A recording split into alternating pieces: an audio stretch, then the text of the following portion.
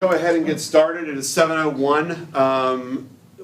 So you recall last meeting we opened it up and we suspended our moment of silent reflection as it stands on the agenda. We're going to do that again this evening, and the reason for that is Recorder Sanders has asked that he be able to provide some prepared remarks this evening, and he is including that in his prepared remarks. So what I would like to ask now that we've called the meeting to order is we go ahead and stand for the pledge, and then we will turn it over to Mr. Sanders. I pledge allegiance to the flag of the United States of America and to the republic for which it stands, one nation, under God, indivisible, with liberty and justice for all. Okay. Mr. Sanders, are you there? Yes, I am, Mr. Mayor. Okay. Thank you. You may have the floor, sir. All right. As many of you know, I began volunteering with the World Pageantry for the first time in 1975, and I began a professional career in the same industry in 1987. Now, over the course of those 45 years, I have met thousands of extraordinary people who seem to have it all. That is never the case. These folks face criticism, pressures placed on them by society themselves, and now the scrutiny of social media is on them. To critique someone is acceptable. To badger and belittle people really cross the line. We can all do better as a society. And that brings me to the subject of my comments tonight. This past Sunday morning at 7:15 a.m., I was devastated by the loss of Chesley Christ, Miss USA 2019. A beautiful soul who was not only a successful title holder, but also an attorney and a popular correspondent for the television show Extra. To be precise, on January 30th, 2022, Chesley jumped to her death from the Orion, a 60-story high-rise apartment building in Midtown Manhattan, where she resided and was last seen on the 29th floor. On January 31st, her death was ruled a suicide by the coroner. And Chris' mother, April Simpkins, released a statement today where she stated that Chris had suffered from high-functioning depression. Chesley was from North Carolina. She was a civil attorney who conducted free legal work for prisoners who may have been sentenced unjustly. She was licensed as an attorney in 2 states. She earned a law degree and an MBA simultaneously from Wake Forest University after completing her undergraduate work at the University of South Carolina, where she was a track athlete. At 28 years and 4 days of age, she became the oldest woman to be crowned Miss USA. Her reign was originally scheduled to end in the spring of 2020, but due to the COVID-19 pandemic, she became the longest reigning Miss USA title holder with a total of 557 days as Miss USA. So you can see that even those who attain great success can face great challenges. You know, when she won, there was immediate onslaught of, you're too thin, you're too tall, you're too short, your hair too curly. And it's just unacceptable for us to continue as a society to be this cruel. There's always a question of, are pageants justified to exist in society today? And my answer is always, you know, pageantry and competitions like pageantry or organized gatherings like pageantry will exist and should exist as long as people want to participate. And that's what makes our country, our society, and our hometowns enjoyable and pleasurable. So allow people to do what they want to do, allow people to be who they want to do. So look around at your neighbors, look around at your friends, and always pay attention to the statements that they make and to the conversations that you join them in. And don't miss the little things. You know, I look back at the times that I had seen Chesley and had moments with her, and maybe I should have paid a little bit more attention to the struggles she was having that I didn't notice. And if you find yourself struggling or you know someone that may be struggling, the National Suicide Prevention Lifeline is available for those in distress. There's a 1-800 number, and it's 1-800-273-8255. We've experienced suicide in our own hometown of Buckhannon. It's not just something that happens in, quote, the big cities. It can happen in our own neighborhood. It can happen with someone we know and we love. And if you will all join me and remember this young woman that I had the pleasure of knowing, and I know that those of you in the chambers tonight and watching us on Channel 3 perhaps didn't get to know, but I'm sure you've seen her all over the news this past week. She has a mother, she has a father, and she has siblings, and she had a great following. Please keep her and keep those members of her family in our thoughts and prayers tonight as we enter this moment of silence.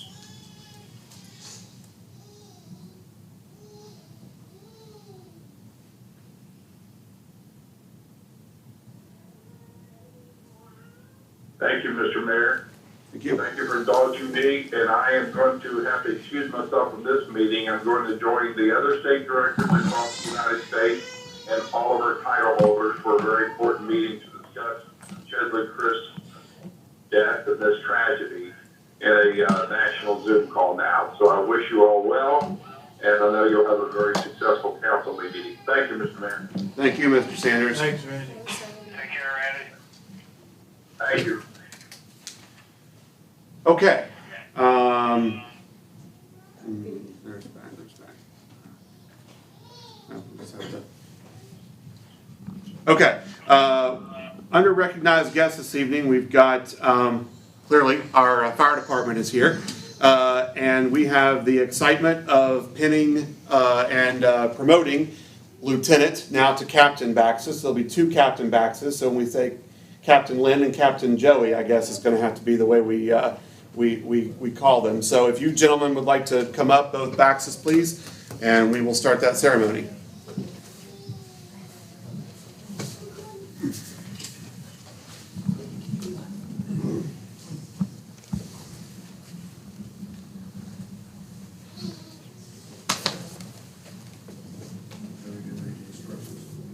There we go. Do it first. I believe this is for you. All right. Just a little backstory before we get started. The Buchanan Fire Department has a promotional process that we have to go through to achieve rank. And throughout that, there's a couple different tests. There's several classes. There's probably thousands of, actually I know there's thousands of pages of reading. But above that, you got to earn the respect of those you work with. And I feel that Lynn's done that greatly, and this is a proud moment for me as his brother and also a co-worker. So tonight here to pin him is his son Jackson and his wife Corey. And they're going to put his very shiny captain's badge on. Yeah.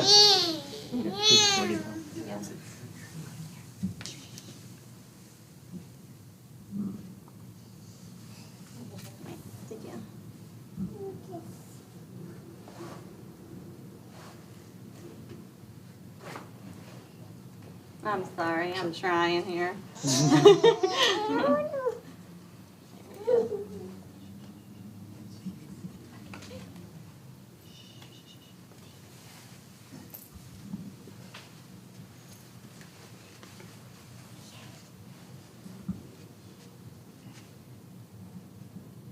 Ouch. You want me to make it?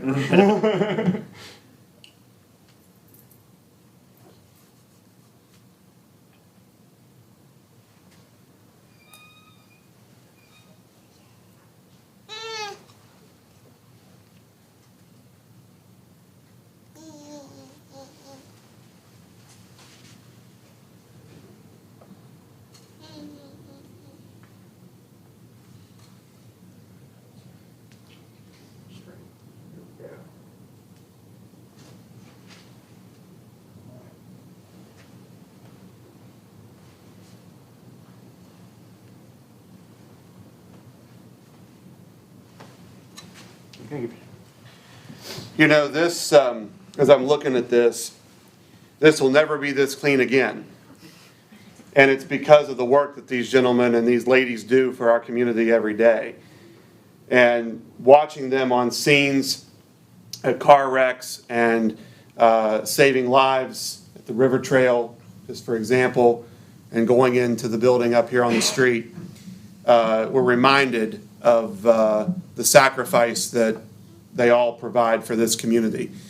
And they don't do it for the money. They don't do it because it's a glamorous job. They do it because they love this place, they love the people here, and they want our people to be safe.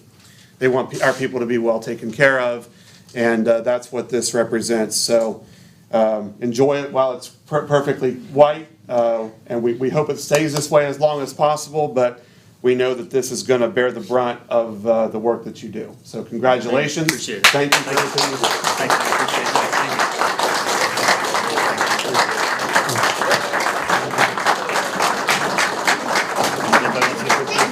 Macy, do you want some pictures? Joey, slide in, you can slide in here too. Sit on the side. We'll get them first.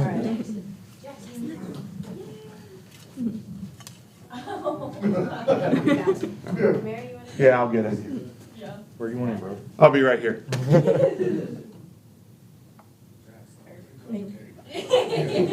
Smile. Thank you, Absolutely. appreciate it. Anything you want to say? No, thank you. Appreciate it. Let's go back to fire department. Thank you, appreciate it.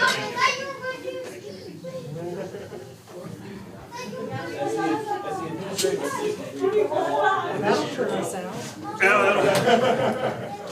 you.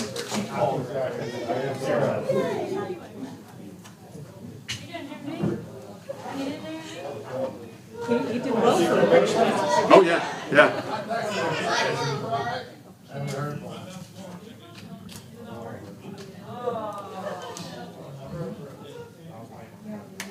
There goes the audience. Yep. Can we go with them? We got out of here at 7:35, the last one. We might be close tonight. Set another record. Which one? No pontifications. No metro government. Thank you. Not tonight, anyway. All right, that cleared us out pretty quickly, so now we can get to the remaining business of the meeting. Public Works Director Jerry Arnold is calling in for us this evening. Jerry, can you hear us? Sure can you hear me? Absolutely. Go ahead, sir. All righty. Very brief report, which I know you all like. We met with not our, consulting engineers yesterday in Walkatall, Jawbone Run Drainage Way and the Taylor Street storm and sewer projects, and they're going to be working up some hydrology on Jawbone. We did find an obstruction in one of the pipes yesterday, so we're going to do some more investigation with probably sending cameras down the lines and doing a little more in the actual pipes of Jawbone Run. I've arranged for the iWorks to start the imaging gathering in the spring of this year. That's the bid contract you approved at last meeting. I've been in contact with the West Virginia DEP today, and they'll be conducting a tire amnesty day this spring, so I'll be having that date available probably at the next meeting. Nothing new under sewer to report, nothing new under water to report. Waste collection, we're accepting applications for some helper positions. Under engineering, Tennerton Booster Station, Podesta is approximately 50% complete with the design. Podesta to provide the drawings and specifications to us for review and comment. And the West Virginia Department of Highways Transportation Alternative Project grant applications. We applied for a grant for Route 20 North sidewalks and Morton Avenue sidewalks, and they're looking into the status of the grants and will provide us an update as soon as they have that. And that's all I have there unless there's questions. Any questions for Jerry Arnold? Okay. Thank you, sir. Appreciate it. Cheers. Thank you all. Have a good evening. You too. Bye-bye. Take care, Jerry. You too, Dave. We have our finance director, who's, I forgot my mic over here. oh, well, you should have said something. We could have. That's okay. I just realized. While Amby's getting her mic, well, she's already over there, so we'll just go right on ahead. My report's kind of short too, so. Okay. Balances for your general fund money market, this is January 31st, 2022. General funds checking, money market 643,518, CD 86,093, historic landmark savings 3,026, Stalker Youth Center capital campaign 428,847 with a $12,000 pledge, takes it to 440,847. Poll tax 60,334, municipal stabilization 914,862. Flood control account, 78,253. Consolidated public works, 162,722. They have the cemetery CD of 234,188. Sales tax, 1,898,926. American Rescue Plan, 1,193,374. That's your balances. Just an update, we began interviews for the position of the managing director of the Colonial Arts Center last evening. They had some good candidates, so we'll be approaching council with some secondary interviews that we'd like some of them to be participating in. I'm working with our insurance agents for the city's insurance inventory of vehicles, drivers, and questions about the city operations for the insurance renewal. We have to renew on April 1st. The agent that assists us with our health insurance informed me that we should expect a 5% increase on our employees' health insurance. So when we work on budgets, I'll build that into it. The contracted CPA firm of David Howe and Associates have begun asking for more information, so we are working on the financial audit for the fiscal year ending June 30th, 2021. Jerry mentioned they're taking waste collection applications. I'll note that we are also taking sewer department applications for pipe layer labor, and we're also taking water plant operator applications, and we are taking police officer applications. In your bills that are in your packets to be approved, I've got several. I'm going to just try to highlight the largest one. Worth noting, West Virginia Strawberry Festival Association, $12,500. That's the second half of the amount that was budgeted for them this year. Richard Trent, $8,200 for closing of the books, PSC reports, and financial statements. Van Ostren Architects, $3,000 for the second half of his budgeted architect consulting for this year. Tyler Technologies, the utility billing, auto pay, IVR maintenance fee, $1,800. Tri-State Roofing, final payment on the replacement of the City Hall roof part of it, $77,444. Brazil Enterprises, where they've worked on the foundation and doors, they're not finished, but they got a partial payment of $15,300. EMS software and mapping, $3,600. Let's see. State equipment, Kubota side by side for the street department that you budgeted for, $18,000. Okay, and then we Sherrod LLC scratch coat on North Spring Street. That's the pavement on North Spring Street, and paving of Smithfield, $128,950.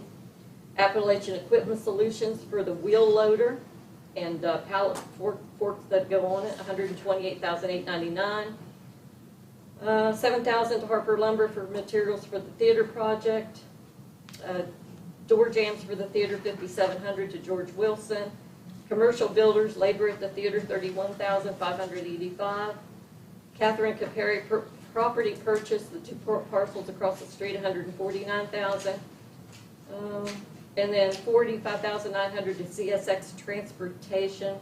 That's for FEMA grant generator 1 license fee for the bore and jack of the under the railroads. And that's what I have for you. Okay. Any questions for Amby? Okay. Thank you. Thanks, Amy. Okay, Chief Kimball is on the phone participating, but Captain Joey Baxa, is here to deliver the report. JB has not been feeling great this week, so he's here in person to deliver the report from the fire department. So, hello again. Good evening. How's everybody? Wonderful. Good. Before you start on the report, just to tail into what Randy said at the beginning of the meeting, that hit home for the West Virginia Fire Service earlier this year too. Actually, last year. Yesterday was actually 3 months since a firefighter in Princeton, West Virginia, took his own life. So, first responders, one of the leading causes of death is actually suicide. So, just to echo what Randy said, it knows no occupation, no lifestyle, no gender, no race. So, check on your friends and make sure they're all right. There's not always a sign, and I think we forget that. So. Just to get started, what I gave you in your packet there this evening, I apologize for not having it out sooner. We've had some internet issues at the firehouse. There's some response numbers for all of the firefighters. There is the call volume statistics for last year for total call volume, and then I believe there's one for each of the zones. I'm not going to go through each one in depth, but just to hit some highlights, our call volume was up 9% over 2020, which is to be expected because we actually saw a little bit of a drop in 2020 because of COVID. But it was stable compared to 2019. It is our largest call volume, but it wasn't by much. 11% of the total calls were for aid for other fire departments, not just in this county, but that includes Billington, Elkins, Weston, everybody that runs mutual aid with us. We also return the favor with them. 66% of all the calls that we responded to were in the city. 22% were in the first due outside the city. There were 75 fire-related incidents in 2021. 39 of those fires involved structures. EMS and MVA still account for our largest portion of our call volume at 63% of all incidents. And probably the statistic that's not on there that we should be most proud of is that there were 0 fire fatalities in Upshur County last year, to my knowledge. There were definitely none in our first due. And our busiest month was August, which has not remained consistent. It's kind of bounced around over the last few years looking at the data. The response is not just from the volunteers. The big number includes the paid staff also, but there were a total of 5,995 individual responses to incidents through all of our firefighters. But that includes over 2,300 responses by volunteers. So we thank them for all the time that they graciously give, leaving their families, work, whatever leisure time they have. Many of them actually pull hours in the firehouse, which is a big, big help. Training, just to build on to that, there were 3,789 training hours logged by the entire department last year, which is, I think, the largest number we've had yet. I went back several years, but that's a fairly big number, which will help hopefully lower our ISO number come whenever our rating gets here. To build on to that, if you drove by the fire station this week, you've probably noticed the live fire trainer from Jackson's Mills here. We're doing that cooperatively with the County Firefighters Association.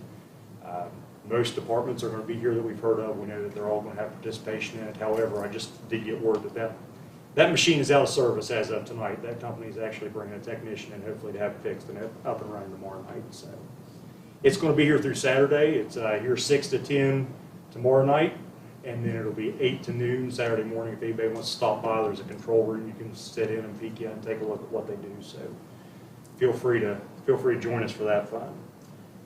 Some of the other things that are noteworthy that you guys might find interesting is that we're working on planning actually a firefighters training conference next January at the event center. We're modeling this out after some others that are in neighboring states. There's really nothing like it in the state of West Virginia. It'll be just be at the event centers where we're shooting for. I actually have some dates that are tentative. I got to wait on the Guards training schedule to come out. But I've already reached out to several national level instructors, and I'm hoping that we're going to pull that off, and we're hoping to draw between 200 and 300 people into the city. So that'll be a good thing for everybody. We got some new physical fitness equipment. If you've been in the firehouse, you'll see it. It's out in the apparatus bay. It's actually drawn quite a few people in, volunteers and career off duty. It's a good thing for us. So we're required to work out 30 minutes a shift, and many of the volunteers also use our facilities as well. So that gets them in station, plus gets them better prepared for the job. One other notable thing that we did was Mayor Skinner, myself, Jerry Arnold, and Brad and Chief Kimball went over to Bridgeport just to look at their live fire training facility, just to kind of give Jerry an idea of what it takes to put one together if we decide to go down that route in the future, and how much space we're talking about. And I think it was pretty beneficial. I mean, I'll let Jerry and Brad comment on their end if they choose to. The last pieces that I have this evening are dealing with our probationary firefighters that you guys started back on the 29th of November. And just to give you a little bit of idea of what they've went through, and this is, you guys do not have this on a sheet, but we've redesigned our probationary firefighter training process because being a third person on shift allows us to get out and do more, because it takes hands to put our equipment back. It takes hands to deploy our equipment. Some of our fire hose, for example, is almost impossible to restack on the truck with just 2 firefighters. So it's limited some of that in the past. But just to show you the difference that it makes, since they've been hired, Shane Jenkins and Maria Potter have stretched 13,400 feet of fire hose off of our fire apparatus, which equates to 2.5 miles. They've deployed 3,238 feet of ground ladders, which equates to 0.6 miles. Some of those weigh as much as 148 pounds. They've completed 48 days of physical fitness activities while they were on duty, and both regularly come in off their shift to both respond to calls and take part in training in physical fitness. If there's no questions, that's all I have for you this evening.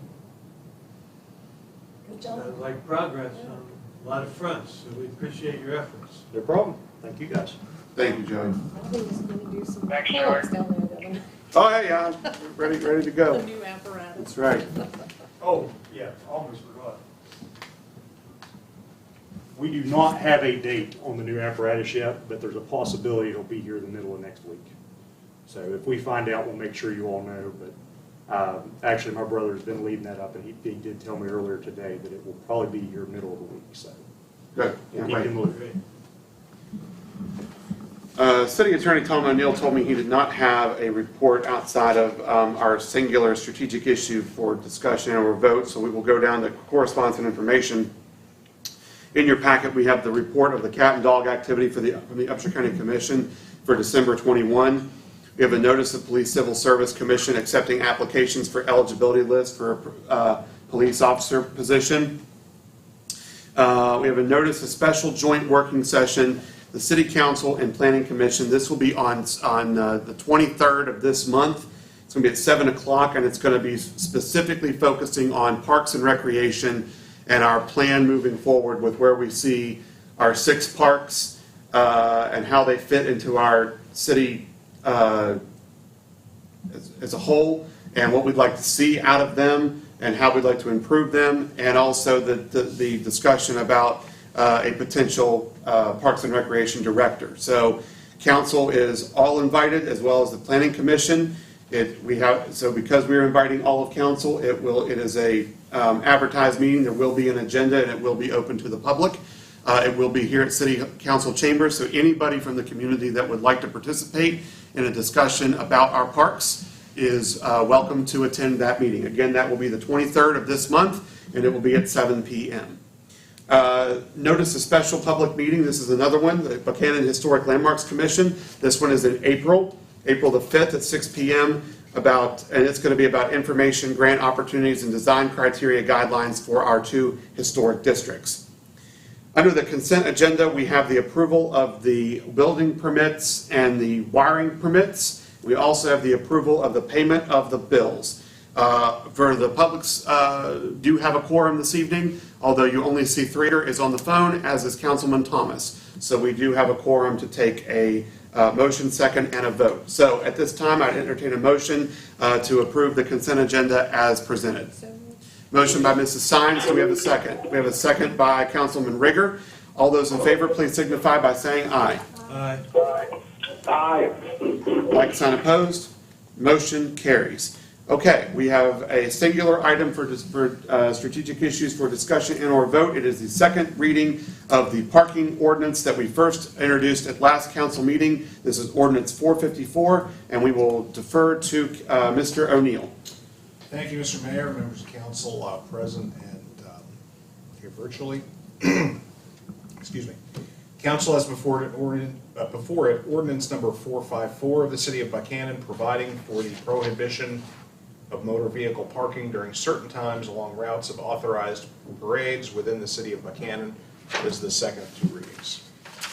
I want to clarify. I'm sorry, the second of 3 readings. Yes, sir. I wanted to clarify one thing. After receiving some input from Police Chief Matt Gregory, there was some discussion last time about what we would enforce along the lineup route.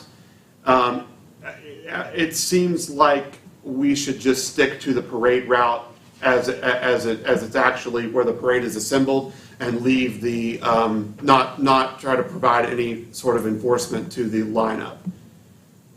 Just wanted to throw that out there. I don't think that would require an amendment to the ordinance. Right. It's just a matter of- It was just a discussion last time. I wanted to make sure that we were, so for the public's benefit as well, this is just for an assembled parade route. That makes a lot more sense, Mayor. I agree. Yeah, I think so too. Okay, are there any questions or comments relative to the ordinance as presented? As Mr. O'Neill said, the ordinance as presented does not need to be changed or altered any to include that specification. Hearing the need for none, I will entertain a motion that we accept the ordinance as presented for second reading. So moved. A motion by Mrs. Sines. Do we have a second? Second. We go to Mr. Thomas. Yeah, that's fine. All right, we have a motion by Sheila, a second by David Thomas. All those in favor, please signify by saying aye. Aye. Like sign opposed. Motion carries. So our third and final reading will be scheduled for our next meeting in, which I think is February 17th. Yeah, okay. Thank you, Mr. O'Neill. Ladies and gentlemen, we are down to council comments and announcements. We will start on the phone. Mr. Rigger, do you have anything? No, I'm good. Congratulations to our two new captains. Well deserved. And I know they represent us very, very well. It's just not the city and the fire department, but the entire community. We're proud of them. And job well done. Thanks, Jack. David? I just echo what Jack said in regard to the fire department. I'll wait to pontificate the next council meeting. Okay. Everybody have a great weekend and be safe. Thanks, Dave. Sheila? It was a pleasure being a part of that. Congratulations to everyone, and you guys are doing a great job. We just appreciate you. Thank you. See, Jay? And I echo all the comments. Congratulations to your brother. I know that's probably a special moment, and appreciate the thoughtfulness going into driving the delivery of emergency services to a higher level, and congratulations. Thank you. I have nothing further. I echo what council has said. Appreciate the service of the fire department. Congratulations to Lynn Baxa. And we continue to see progress in that department. They continue to get better and better as they continue to go through their accreditation process. And I know that we're all very proud of them and thankful for their service. So I hope everybody is safe tonight and this weekend. We've got some icy weather headed our way, so please use caution. And other than that, I have no comments. So at 7:34, I think that's by a 1-minute record, I'll entertain a motion that we adjourn. So moved. Okay.